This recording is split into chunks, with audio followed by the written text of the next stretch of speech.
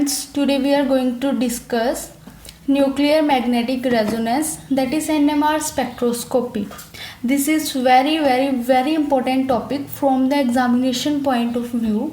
चाहे तो वो आपके सेमेस्टर एग्ज़ाम हो, चाहे फिर वो कोई भी एंट्रेंस एग्ज़ाम हो, चाहे वो IIT जैम का हो, पंजाब यूनिवर्सिटी का हो, बनारस हिंदू यूनिवर्सिटी का हो, या वो नेट और गेट का एग्ज़ाम हो, एवरी ईयर इस टॉपिक में से क्वेश्चन देखने को मिल जाते हैं.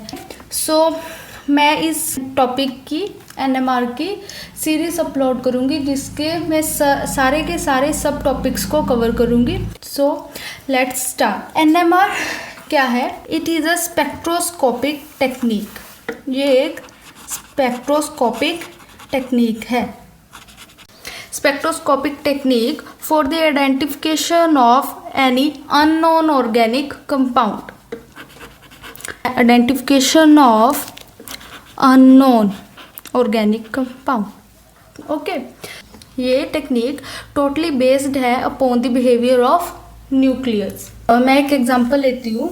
मान लो मेरे पास ये ऑर्गेनिक कंपाउंड है डाइमिथाइल ईथर. ओके, मैं इसका NMR स्पेक्ट्रा ले रही हूँ.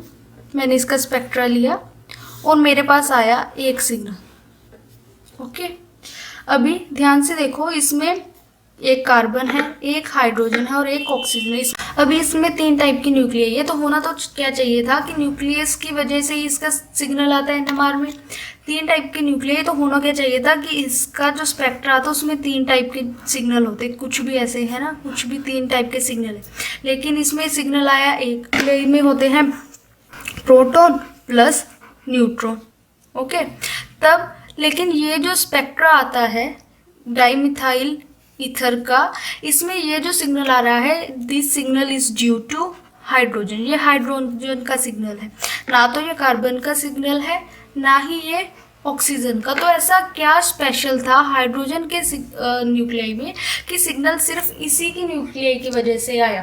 तो इसका मतलब है कि सारे के सारे न्यूक्लियाई NMR में सिग्नल नहीं देते. सारे के सारे एटम्स NMR में सिग्नल नहीं देते. जो न्यूक्लियाई NMR में सिग्नल देते हैं उनको हम बोलते हैं NMR एक्टिव न्यूक्लियाई. ठीक है, तो इसमें हाइड्रोजन क्या है? NMR active nuclei. कुछ ना कुछ ऐसा स्पेशल होगा जो कार्बन में नहीं है, ऑक्सीजन में नहीं है, लेकिन हाइड्रोजन में है, जिसकी वजह से हाइड्रोजन का सिग्नल आया. तो NMR स्पेक्ट्रा एवरी न्यूक्लियाई नहीं देता, इसकी कुछ कंडीशंस होती हैं. ठीक है,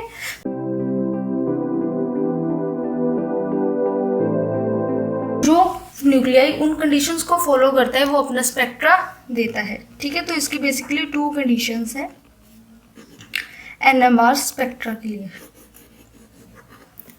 पहली कंडीशन क्या है कि जो स्पीसीज है वो क्या होनी चाहिए? स्पीसीज का न्यूक्लियाई चार्ज्ड होना चाहिए. That must be charged. ठीक है, न्यूक्लियाई स्टार्टिंग से हम पढ़ते हैं लोअर क्लासेस से. न्यूक्लियस में क्या क्या होता है? प्रोटॉन होते हैं और neutrons. There are protons and neutron. Collectively they are known as nucleons.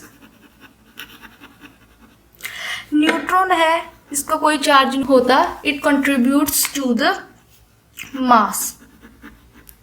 It contributes to the mass, but proton is a positively charged species. So nucleus क्या होगा? Positively charged होगा.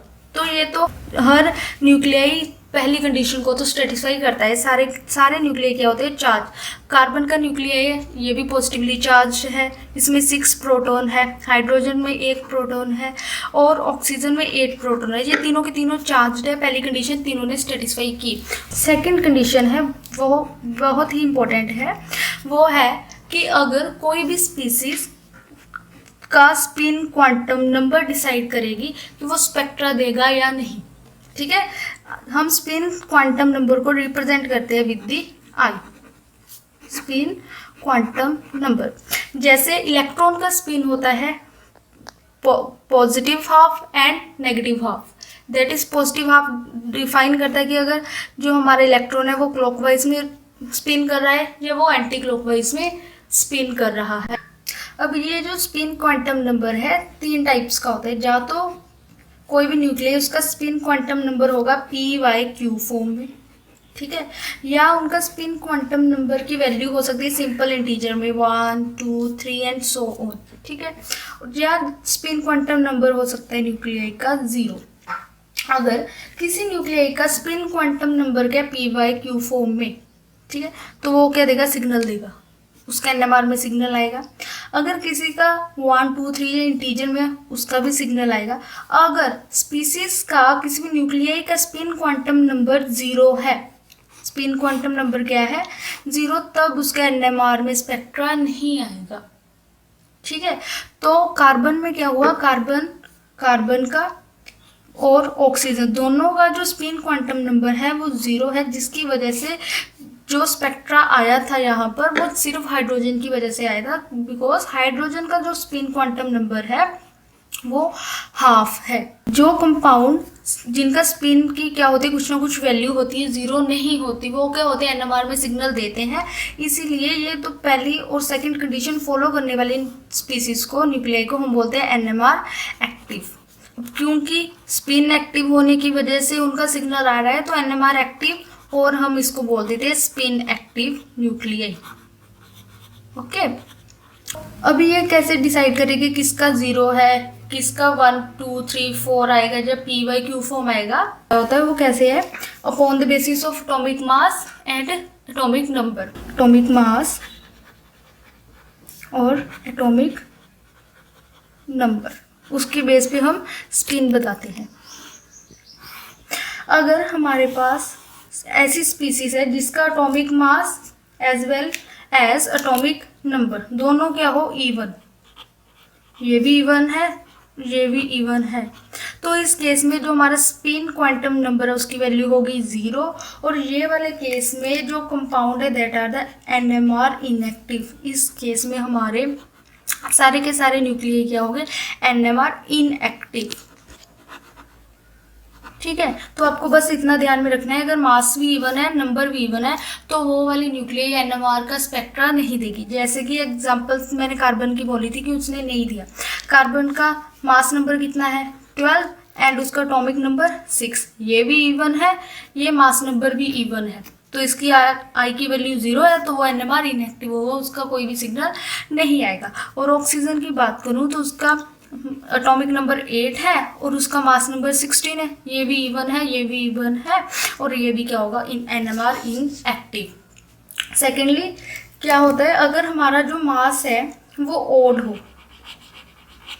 ठीक है, मास नंबर क्या है ओड, जैसे कि hydrogen है, ठीक है, उसका मास क्या है 1, ये ओड है। अभी एटॉमिक नंबर चाहे तो इवन हो चाहे वो ओड हो, इससे कोई हमें इफेक्ट नहीं पड़ता, बस मास ओड है, तब हमारा जो आई की वैल्यू है वो आएगी PYQ फॉर्म में, मीन्स 1/2 3/2 या 5/2 की फॉर्म में आएगी, तो ये भी NMR एक्टिव हो गए, ऊपर बताया है, ठीक है। तब अगर मास ओड है तो PYQ फॉर्म में आएगी आई की वैल्यू। जैसे कि हाइड्रोजन, इसका मास ओड है, अभी इसका एटॉमिक नंबर का चाहे इवन हो चाहे ओड हो, तब इसकी वैल्यू आएगी PYQ फॉर्म में, और हाइड्रोजन के लिए ये वैल्यू होती है हाफ। और थर्ड है कि अगर एटॉमिक मास इवन हो, अगर पहले केस हो गया नंबर इवन कर दिया और सेकंड केस में क्या होगा, नंबर होगा एटॉमिक नंबर, और तब जो हमारी आई की वैल्यू आएगी वो आएगी 1 2 3 4 इस फॉर्म में। इस पॉइंट में हमने डिस्कस किया कि कोई भी कंपाउंड अगर NMR में सिग्नल देगा तो उसकी दो प्रॉपर्टी होनी चाहिए, फर्स्ट वो चार्ज्ड होना चाहिए और सेकंड उसकी कुछ ना कुछ वैल्यू होनी चाहिए। स्पिन क्वांटम नंबर की आई है जो 0 के इक्वल नहीं होना चाहिए, उसकी कुछ ना कुछ वैल्यू होनी चाहिए। ओके।